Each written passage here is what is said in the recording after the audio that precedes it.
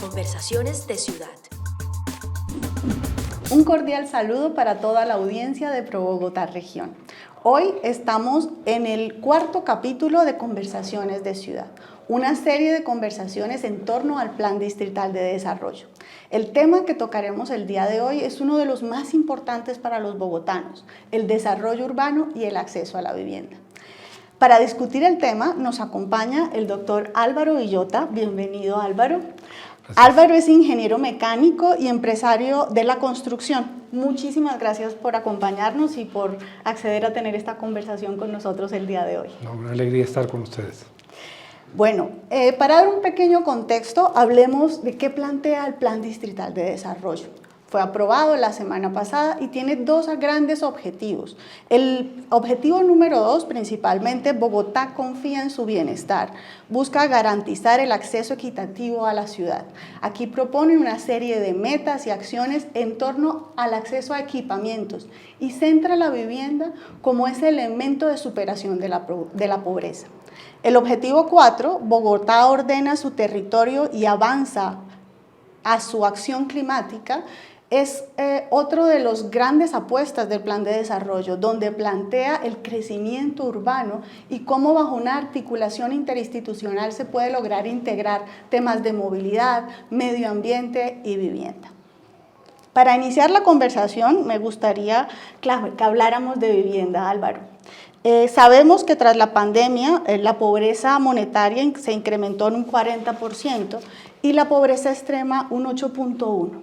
El Plan Distrital de Desarrollo plantea ese acceso a la vivienda como una estrategia de superación de la pobreza. Sabemos que el principal reto para implementar los programas y proyectos de vivienda es la implementación y lograr que esos hogares, capturar esos hogares, viabilizarlos y llevarlos a ser propietarios. Desde su experiencia, ¿qué programas sociales, económicos podrían acompañar este proceso para lograr el objetivo de reducir la pobreza? Yo creo que la pobreza, si no se resuelve la vivienda, no es posible superarla. Digamos, el límite inferior para empezar a recuperar estas familias es que tengan acceso a una vivienda digna, como propietarios o como usuarios, pero que responda a las necesidades de ellos y de su hogar.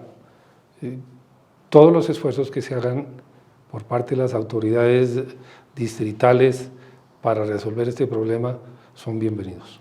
En ese sentido, la vivienda plantea una posibilidad de abrirse nuevos escenarios desde el nivel económico en un hogar. Al estar estables, les permite estudiar, conseguir un crédito, entrar al sistema financiero regulado, en fin, le abre una cantidad de oportunidades a estas familias. Sí, sobre todo que lo que no sea relacionado a que ellos tengan un espacio donde se puedan desarrollar es perverso para las familias, porque son la cohabitación, el hacinamiento, los problemas sociales que eso se deriva. Yo creo que hay que empezar por pensar que para resolver la pobreza hay que resolver el problema de vivienda. De acuerdo. El Plan Distrital anunció 60.000 subsidios para los próximos 4 años. Estos están repartidos entre subsidios de vivienda nueva, arrendamiento social y mejoramiento. No obstante, sabemos que el 73% de los bogotanos no pueden acceder a la vivienda y tienen que optar por el arriendo. ¿Qué medidas se podría implementar en el distrito para hacer a los bogotanos propietarios? Pues el problema de la vivienda yo creo que necesita un manejo interinstitucional. No solamente el distrito lo puede resolver, sino que se requiere muchas entidades más del gobierno nacional, las entidades privadas, porque el distrito solo por él no puede resolver un problema tan complejo. El acceder a una vivienda para las familias más pobres yo creo que es el problema más grave que tenemos hoy en Colombia. De acuerdo. Bueno, hablemos un poco de la oferta y la demanda de la vivienda de interés social. Sabemos que el 88% en Bogotá de los habitantes tiene un déficit habitacional cualitativo. Claramente esto nos está marcando una señal hacia el mejoramiento integral de barrios. Pero se convierte en un círculo vicioso cuando sin oferta y sin acceso a la vivienda, el mercado de la vivienda informal encuentra un nicho donde crece y crece cada día más. Y lo peor de todo es que crece en áreas con valores ecosistémicos como los cerros, los ríos, los humedales, poniendo en riesgo no solo las familias que habitan allí, sino también los ecosistemas de la ciudad. Sobre este tema, me gustaría que conversáramos un poco sobre la meta de las 80.000 viviendas BIS y BIP para los próximos 4 años. ¿Resultan suficientes para hacerle ese contrapeso a la informalidad? No, mire, Bogotá tiene más o menos 2.8 millones de hogares, de los cuales el 10.5 está en déficit cualitativo o cuantitativo, la cifra que usted menciona de 300.000 viviendas. Si crecemos 100.000 hogares por año y la mitad son para familias de menos de 2 salarios, pues claramente es insuficiente, sobre todo si no hace especial énfasis en general la oferta de la vivienda VIP, que es la que demandan estas familias. De lo contrario, ellos salen a buscar su solución en la informalidad. Más o menos la oferta que tenemos hoy de vivienda BIS es el 5% del mercado. De VIP. De VIP. Sí, eso es muy poquito. Deberíamos tener unos incentivos adicionales para generar más vivienda de interés social y prioritario. Y eso solo lo puede hacer el Estado, digamos, a través del distrito, a través del gobierno nacional. Eso no lo va a resolver el sector privado. ¿Y qué mecanismos se podían implementar para hacer más asequible a esos habitantes que tienen ingresos menores a 2 salarios mínimos mensuales para poder acceder a la vivienda? Pues yo creo que el papel más importante que puede jugar el distrito es generar la oferta. Okay. Y lo va a tener que hacer en terrenos de ellos, en compra de terrenos y urbanizarlo por parte del distrito para generar esa oferta. Desafortunadamente las experiencias que se han tenido en ese sentido han sido muy negativas porque es un proceso muy largo y lleno de trabas. De acuerdo, entonces estamos hablando como de dividirnos las cargas. Sí. Que el sector público se encargue de la gestión y la habilitación de suelo y entregue las herramientas para que desde el sector privado se promueva ese tipo de se resuelva. Digamos, a usted le tocó participar en el programa de las 100.000 viviendas gratuitas, que fue un buen experimento para el país, donde había terrenos públicos y privados. De acuerdo. Y se generó oferta de 50 salarios, que eso permitiría acceder a muchísimas familias. Yo creo que es un experimento que toca volver a ¿Y qué cambiaría en Bogotá a partir de ese experimento? O sea, ¿qué podríamos mejorar? No, que tendríamos que hacer por lo menos 50.000 viviendas VIP, permitir que accedan a ellos desde familias que no tienen ninguna posibilidad de acceder a crédito hasta los que tengan alguna posibilidad. Y el resto dejárselo al mercado, que lo resuelve fácil. Bogotá lo ha resuelto fácil siempre. De tal manera que lograríamos un equilibrio y en lo posible no seguir aumentando ese déficit cualitativo, que es la inversión más perversa que pueden hacer con los impuestos nuestros, puesto que puede costar 4 o 5 veces más legalizar de lo que originalmente y legalizar es el primer paso, ¿no? Estamos hablando de la legalización, luego procesos de titulación, reconocimiento, licencia y después, de construcción, la parte estructural, eso no cumple nada. Pero digamos que el mejoramiento, llevar soluciones y mejores condiciones de habitabilidad a los barrios que en su momento fueron de origen informal es hoy parte de la estrategia que está planteando el Plan Distrital de Desarrollo. Donde queremos llevar la conversación es que debe haber un equilibrio entre la recomposición de esa ciudad que se generó de manera informal y la generación de oferta, sí, para frenar un poco el desarrollo de nuevas ocupaciones. Sí, quitar ese metástasis que tenemos de cada año le estamos agregando 30 o 40.000 viviendas informales. Yo creo que eso es si usted me pide un mensaje, diga, por favor, generen VIP, esa es su obligación, háganlo. Entonces hay que darles una solución integral y yo creo que en ese sentido los macroproyectos fueron una extraordinaria solución, porque les generaba todo lo que la familia demandaba: tener acceso cerca al colegio, eventualmente trabajo para las madres cabezas de familia, que sus hijos fueran al colegio, las condiciones de espacio público, de parques, y yo creo que a ellos hay que volverles a insistir que esa es la solución y que hay que buscarles ese camino de cómo los podemos ir haciendo propietarios en esa vida. De acuerdo, eso sería como un ejercicio mixto, tomando las ventajas de los grandes proyectos de vivienda que se han hecho históricamente, que nos permiten desarrollar no solo las unidades habitacionales que necesitamos, sino también entornos cómodos y asequibles, de equidad en el territorio, equipamientos de salud, de educación, vías, espacio público. Las guarderías, que son importantísimas. Por ejemplo, y podría combinarse con un esquema para ir preparando a las familias, digamos, en su tránsito a ser propietarios. Sí, mire, cuando hicimos el programa de las 100.000 viviendas, el objetivo era llegar a las madres cabezas de familia con hijos en edad de educación. De acuerdo.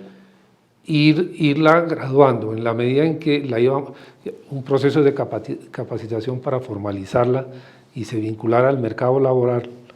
Sus hijos iban a la escuela y eso le daba puntos para acceder. Cuando ella ya tenía un trabajo y sus hijos estaban en el colegio o en la guardería, ella ya podía acceder a una vivienda con crédito.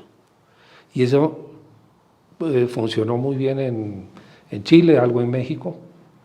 Nosotros lo intentamos hacer, pero la política nos la tumbó y metieron ya familias en zonas de alto riesgo, trajeron familias y acabó todo lo que... Cambió el esquema. El esquema de lo que se pretendía hacer. De esos macroproyectos, recuerdo que uno de los principales retos era cómo conectabas esas grandes piezas de nuevo urbanismo con el resto de la ciudad. Y esto yo creo que hemos evolucionado un montón en ese ejercicio, y cómo estamos empezando a armonizar estos tipos de desarrollos con proyectos de infraestructura de movilidad. Por ejemplo, vemos aquí en Bogotá el ejemplo de Lagos de Torca o en Soacha, Ciudad Verde, que jalaron todos estos proyectos de infraestructura que permitieron integrarlos al tejido urbano. Sí, desafortunadamente estos proyectos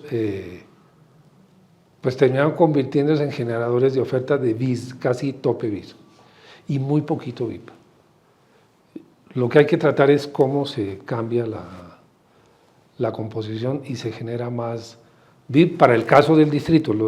Los privados lo podemos hacer, el otro lado si nos facilitan los trámites, si no se vuelven engorrosos en su elaboración, se genera una oferta en equilibrio.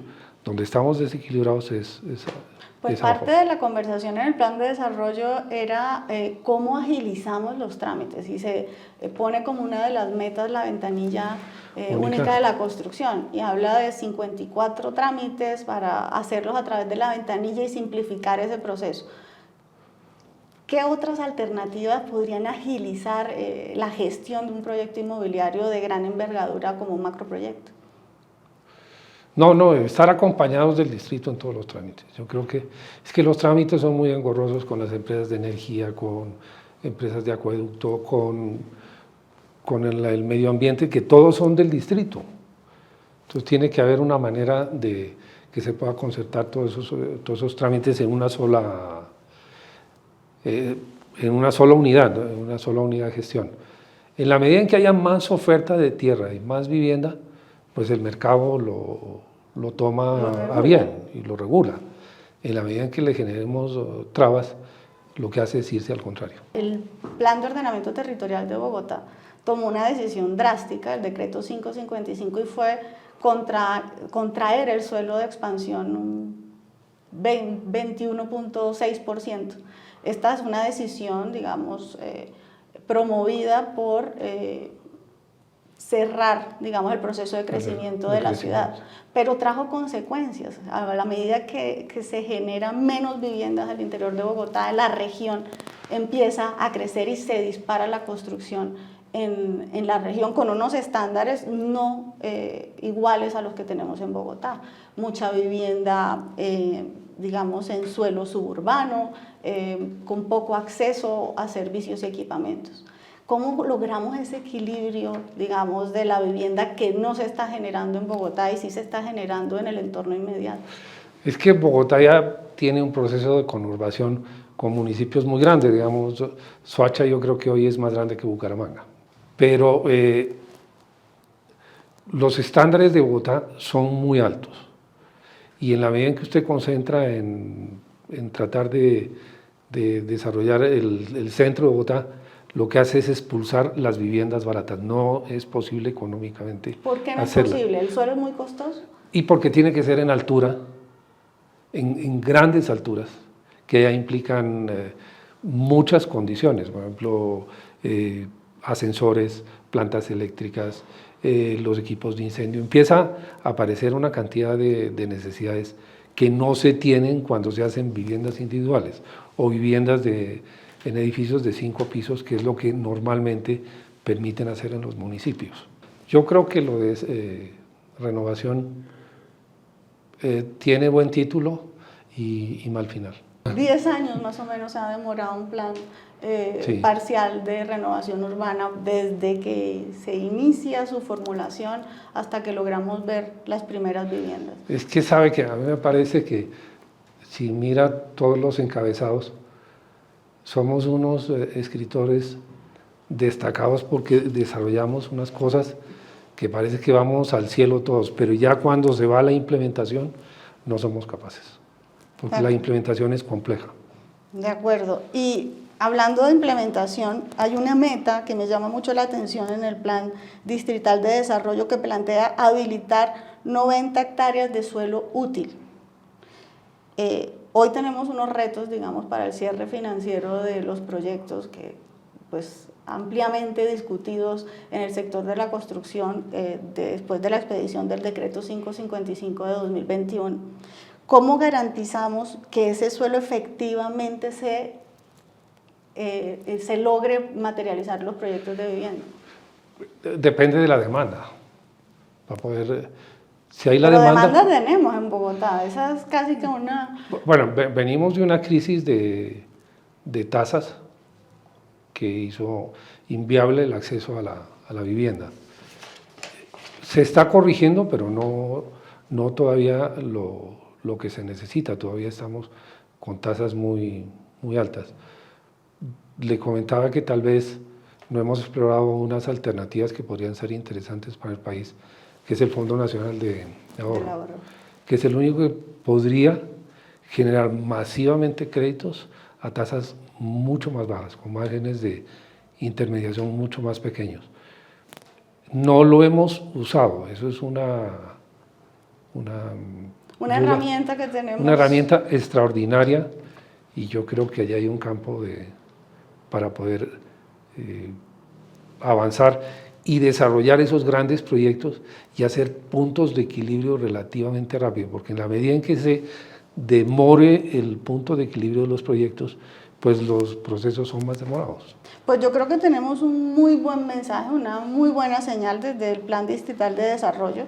Es importante que señalemos que el 56.9% de los 91.7 billones de pesos del plan está destinado a la financiación del objetivo 2 y 4 que están relacionados con la promoción de vivienda. 60.000 subsidios. Tendremos que ver un poco más en detalle cómo será la distribución de esos subsidios, pero creemos que es una muy buena señal para Bogotá. Sí, yo creo que tienen buenas intenciones,